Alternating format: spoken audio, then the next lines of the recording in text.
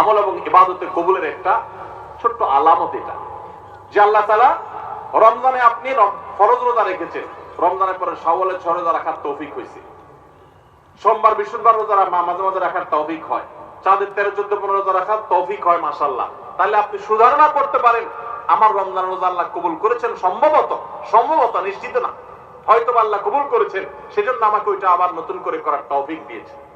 রমজানে আপনি তারাবির নামাজ পড়েছেন, রমজানের বাইরে 5 ওয়াক্ত নামাজ ধরে রাখছেন, তাহাজ্জুদ মাঝে মধ্যে পড়ার চেষ্টা করেন, হিম্মত করেন, নিয়ত করেন, সুধারণা করতে পারেন আল্লাহ হয়তো আমার রমজানটা কবুল করেছেন। কারণ আল্লাহর পদ্ধতি হলো কোন আমল করার পর বান্দা সে আমলটা যদি আল্লাহ অ্যাকসেপ্ট করেন, ওই আমলটা বান্দাকে নিয়মিত করার সুযোগ দেন, তৌফিক দেন। এটা দেখে আন্দাজ করা যায় যে হয়তো আল্লাহ তাআলা আমল কবুল করেছেন। আর রমজানের আমল রমজানেই শেষ, একেবারে প্যাক করে ফেলছেন, আর আমলের ধারে কাছে যান নাই, তাহলে লক্ষণ খারাপ।